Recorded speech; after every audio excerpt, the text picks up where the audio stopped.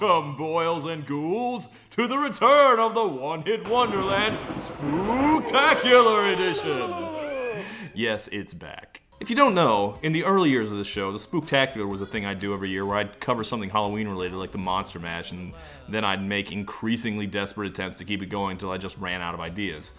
So I haven't done it in a while. But then I realized, wait, there is this one song that I could use to bring it back. The question is whether I should.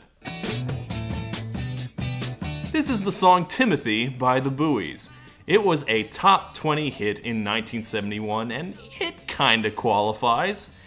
It's, I guess it's not really spooky exactly. It's more macabre, I guess is the word. It counts, but on the scale of Halloweeniness, it's less Universal movie monsters and more Tales from the Crypt. Timothy, Timothy, where on earth did you go? It's about a guy named Timothy, and he's alive at the beginning of the song, and he's probably not at the end of it. It's one of the very many morbid story songs of the early 70s, and it's, well, I don't want to spoil it.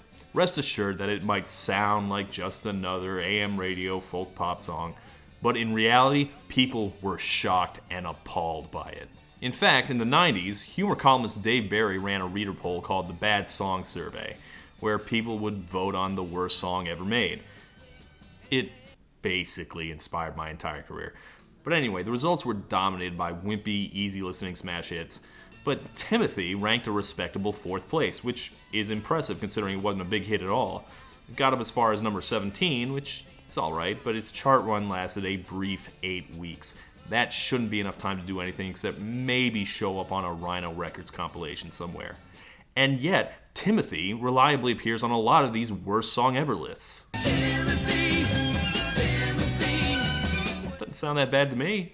So we're gonna get to the bottom of this. Let us now try and solve the mysterious disappearance of Timothy, and the much less mysterious disappearance of the Buoys, who definitely did not get a second hit after this. Ooh, buddy, here we go. Timothy, Timothy, God, why don't I know? Well, it's Halloween. Want to see something scary? If you like pina coladas, getting caught in the rain. Yes, this is of course Rupert Holmes, and if you like pinas, coladas that is, and getting caught in the rain, you can thank this man, who popularized both with his smash hit from 1979, Escape, the Pina Colada song. You probably know it. Despite numerous requests for me to cover him on One Hit Wonderland, I will not be doing so because 1, I already covered this song in an old separate video, and 2, he's not a one-hit wonder. Him, what's she gonna do about him? He had a second big hit in 1980 called Him.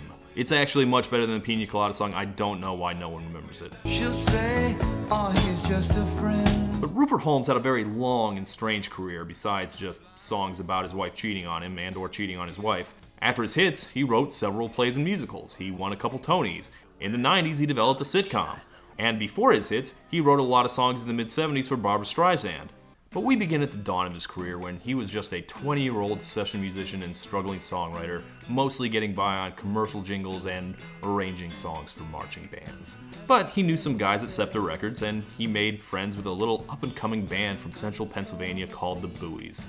He got an agreement from the label that the band would record one of his songs as a single. He knew he was low on the totem pole, there was going to be no promotion for it, so he'd have to write the most instantly memorable song in the world. Something so arresting that it'd promote itself. So while he's thinking about that, he's at his day job, working on an arrangement of 16 Tons, which, you know, that's a classic country song about coal mining. Picked up my shovel and I walked to the mine, I loaded 16 tons. And he thinks, coal mining, huh? And he gets an idea. Okay, let's just do this. Timothy is the story of 3 guys trapped in a mine. Apparently, there was a cave-in, and they couldn't get out. All 3 of them, narrator and Joe and Timothy. Joe and me and Tim. Okay, so if there's 3 of them, why is the song only named after Timothy? What's so special about him?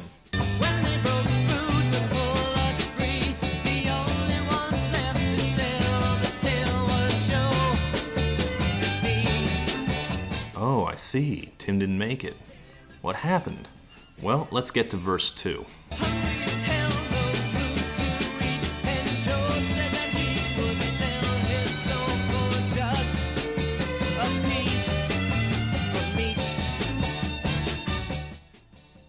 Before I say anything, why don't we see where this is going? Timothy, Timothy, Joe was looking at you. Timothy, Timothy, God, what did we do?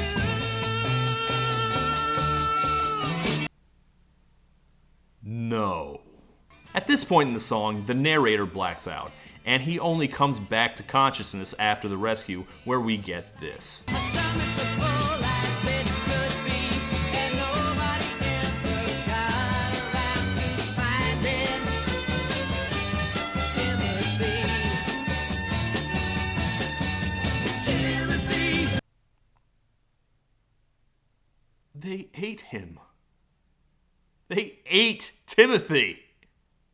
This was a top 40 hit. So I assume this means Casey Kasem and every other DJ had to get on the radio in between their regular programming of Tom Jones and the Partridge Family and be like, and now a hot little number about killing and eating your coworkers. It's the Buoys with Timothy. Okay, backing up. We actually have footage of Rupert in 2002 explaining his creative process. Like I said, he wanted to make his one single count. I said, well, if I were you, I would record a song that gets banned. And he said, what do you mean by that? I said, well, you know, if it's banned, there will be controversy about the song, and people will start paying attention to the group. Well, that's a plan. I'm working on an arrangement of a song called 16 Tons for an artist named Andy Kim. And I'm working on this lyric. In the other room, the TV is on. The TV show in the other room is The Galloping Gourmet with Graham Kerr. Spare ribs. You spare it with a knife. I'm working on 16 Tons by Tennessee Ernie Ford. And it goes, A poor man's made out of muscle and blood and skin and bones. muscle and blood and skin and bones. It sounds like a recipe. No, it doesn't remotely. You're weird, man. Well, anyway, his plan to ride controversy to success obviously worked. Timothy was just so lacking in taste. And to be clear, I mean the song Timothy lacked in taste. Timothy himself was probably delicious. But it was just tasteless enough that it got banned on radio stations everywhere as people realized what the song was about. Which is probably why I couldn't find any video footage of them performing this song. When your one hit is about devouring the title character, yeah, you're not getting invited on Carson. But the thing is that while we like to believe that people in the past were more innocent, the fact is that teenagers, just as much then as now, are edgelord little shits. So one radio station would ban it, the kids would hear about it being banned and immediately seek it out and start requesting it on other stations, and it just spread like that through the country. At that point, Scepter Records realized they were going to have to answer some hard questions, and they started telling people that Timothy was a mule. No human-on-human munching was going on, just a mule. Yeah.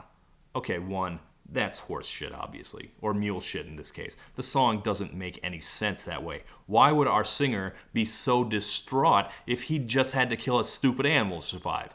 That's clearly not what happened. And when interviewers would call him up, Rupert wouldn't even remotely play along. I mean, really, be serious. But two, even if he was a mule, would that really be that much better? Okay, fine, Timothy's just a mule, but I mean, he still has a name. At the very least, he's personified in the song. The singer still feels really bad about it. He still killed Timothy pretty gruesomely. Joe and the singer still dove in teeth first on Timothy's dead, raw, bloody flesh. I still feel the vomit rising up in my throat. So, I don't want to make it seem like I'm squeamish. I've heard plenty of songs about eating people. I'll blow down your house, and then I'm gonna eat ya. There's this. Eat the Rich by Aerosmith, Eat the Rich by Motorhead, Cannibal by Kesha. So I thought I was prepared for this, but Timothy still genuinely kind of horrified me. I mean, unlike those other songs, it was a top 40 hit, so that just makes it feel extra perverse. But also the other songs, it's like a threat. Like, ooh, I'm gonna eat you. It's cute. Timothy is much more literal. This is no longer a hypothetical. These two guys ate their fellow man, presumably a friend of theirs, and not because they were evil monsters, but they were in a desperate situation, they were starving, they had no choice. This could happen to you. You could have eaten Timothy. You could have been Timothy. This is really dark. He is in agony. God, what did we do? I'm bringing home some Eric Roberts in a doggy bag. Does anybody else want some? And if you want something really spooky to justify this being a Halloween episode, well, get this. Holmes claims that he hadn't ever heard of this, but in 1963, just 8 years before this, in Shepton, Pennsylvania, not 40 minutes away from the Buoys' hometown of Wilkes-Barre, there was, in fact, a mining accident in which 3 men were trapped underground. And there was a big rescue operation to get them out, and 2 of the men were saved. But the 3rd was never found, and his body was never recovered. This actually happened. What a spooky coincidence. Or maybe it was the ghost of the real Timothy possessing Rupert Holmes, getting him to tell his story. Or he's lying. I'm just saying, these guys are already in enough trouble. I wouldn't admit to knowingly exploiting an actual tragedy while also intimating the 2 real people who survived ate the 3rd. Because from what I'm reading, there were a couple rumors about what those 2 guys did to survive. Bullshit rumors. The rescuers didn't find any remains in the survivor's chamber, so unless they ate that guy's entire skeleton, this didn't happen. But enough context. Is the song actually any good? Honestly, not really. I mean, there are parts that I like. That's a cool driving riff. And the Buoys themselves have some nice Crosby, Stills, Nash harmonies. But the song doesn't really work for me. And it's not even the flesh eating, it's just really overproduced. The strings are overbearing, at least in the mix on Spotify. I think they did that on purpose. All those radio stations missed the theme of the song for a reason. I think Holmes intentionally drowned out the verses to help it sneak past people. But yeah, it's a lot. Especially that little chirp whenever they say Timothy. Like, I don't know what that's supposed to be. Like, maybe it's the spirit of Timothy whispering in your ear. It's like almost Nabby from Ocarina of Time irritating. Hey, listen! It's just not something I'd want to listen to even when I feel like listening to cannibal music. Which, you know, we all get in the mood sometimes. Yeah, this just isn't for me. Cheesy production is the true horror. And even without that, the song is more of a prank than anything. I'm not sure it holds up to repeated listens. But shock value has its place. If you get a kick out of things that are just truly inappropriate for most occasions, I'd give it a recommend. Timothy, the miner that eats like a meal. Who cares? I mean, we started with cannibalism. We're not going to top that. It's all downhill from here. I mean, recording Timothy was kind of a devil's bargain, right? You will get a hit, but, you know, it's one thing if Alice Cooper or Frank Zappa wants to sing about eating people, but these guys are a thoroughly average band who presumably want a normal career. They want to be the next Paul Revere and the Raiders, not the Cannibal Band. We were very young. We made some major mistakes. So if they have any hope of transitioning to non-gruesome songs, they've got to do it quick. Unsurprisingly, they didn't pull it off. Holmes wrote them a few more songs, including their second single, Give Up Your Guns. She said, give up your guns. It's a song about his girl wants him to put down his guns before he uses them to kill someone and eat them. Kidding. No, it's an outlaw song. He's a fugitive, she wants him to turn himself in, and at the end of the song, the cops have caught up to him, and he has to decide whether he wants to die in a police shootout or just go quietly and be executed. Shooting here or hanging there, and either way I lose. If you like these dramatic 70s story songs, it's alright. It didn't really do it for me. Not a huge fan of the guy's voice, but he does put some drama in it. Son, give up your guns. But obviously it wasn't good enough to get the stink of human remains off of them. It topped out in the 80s on the Hot 100, which is still much higher than I'd expect, and that's the last time they touched that chart. Obviously, something as gross as Timothy was always going to consume the rest of their career. You could say Timothy ate them. So I know what you're wondering. If they never had another hit, how come this is the one I have video footage of? Well, guess what? Give Up Your Guns was absolutely huge in... No, it was a top 5 hit in the Netherlands. Yeah, This is them on the Dutch program Top Pop. Huge hit in the early 70s and a big hit again in 1979 because it was in a commercial. Look at these YouTube comments. The Dutch fucking love this song. I don't know what was going on in early 70s Amsterdam, so I can't say I get what the Dutch saw in it. The fact that they never heard Timothy probably helped. They released one more single called Blood Knot, which sounds cooler than it is. No, it's just about being in prison.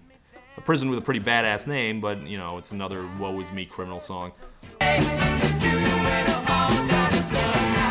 these other songs Rupert wrote for them are dark, but not funny, you know? Boo! Go back to eating people! Well, I already told you what Rupert got up to. The Buoys themselves broke up in the late 70s, but unlike Poor Timothy, a couple members did re-emerge. Around 78, lead vocalist Bill Kelly and Jerry Hudzik started a band called Jerry Kelly. Eventually, the label had to tell them that's a terrible band name, and they forced them to change it to Dakota.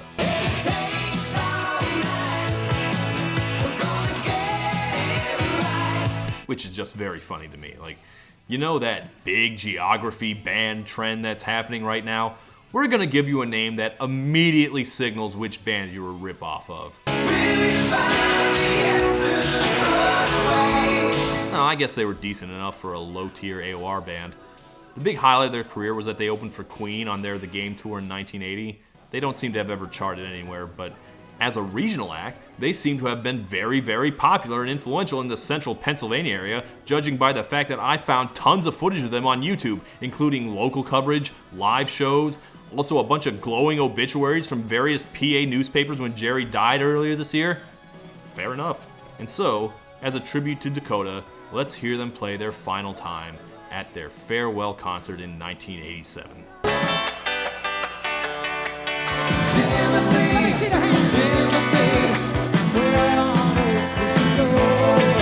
They're playing the Cannibal song! Woo! Come on. I have known of the existence of Timothy for decades, but I'll be perfectly honest, doing this episode was the first time I actually listened to it. And to be frank, you don't really have to listen to it. You just have to know that it's out there. It's hilarious that a bunch of no-names pranked a creepypasta onto the Hot 100, and really that's all you need from it. Nothing about the song could be as good as just the fact of that. It's great to know about, and to curse other people with knowing about. And now you have it too in your cultural lexicon. Why don't you chew on that one and see how it tastes?